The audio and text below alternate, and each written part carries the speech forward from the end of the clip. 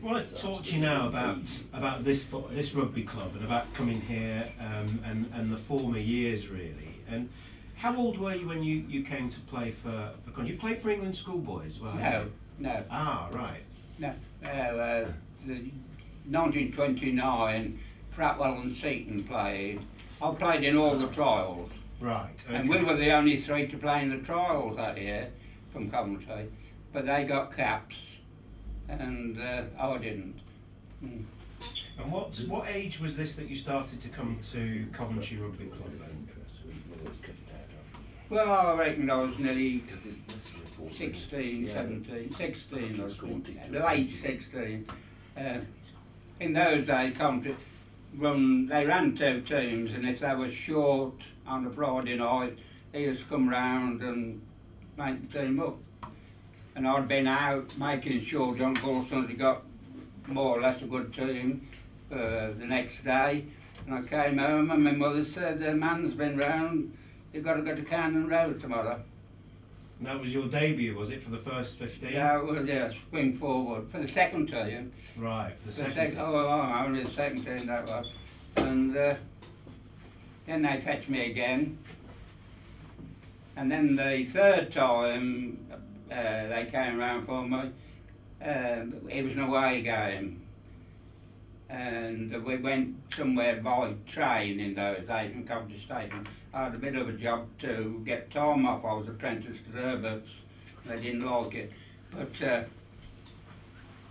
we got down there and we got in this corridor train, and I sat down there with the regular members and very quiet, and the bloke came in to the door and he said, Walker.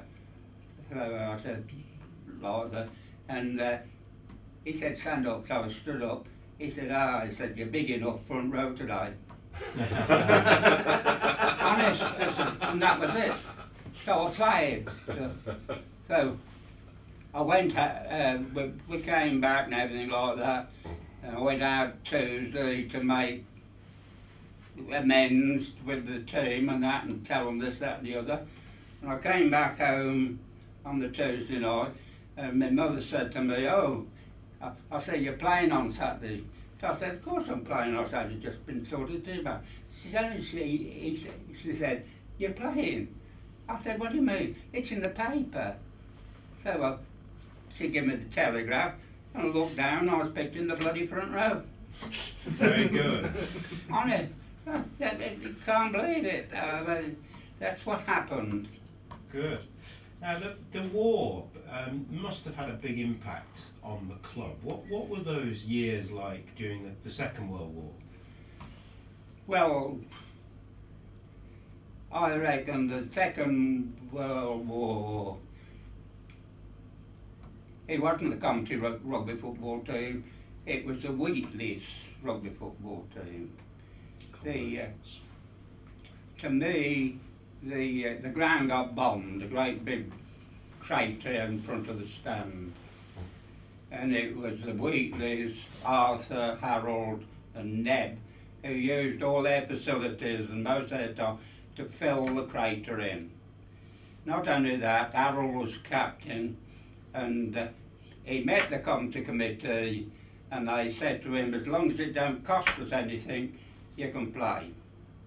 So what happened? Nothing changes. Harold got the team together. We got a new bloke in, Frank Covell, who was the match secretary, and we started. And it was a fabulous thing. And Harold Suddens, the chairman of Coventry, used to come and collect money, you know, to put the bags round. But we never had a bloody penny for it, of it. He kept it all. And if we played an away game, we all paid everybody paid their own expenses. And if we got any young players that couldn't afford it, Harold used to come round and we used to make it money up. It was Wheatley's team. And I'll tell you what, at the end of the war, the first clubhouse, it was the Wheatley's idea. It was the Wheatleys who fetched the Balloon Ballards pavilion from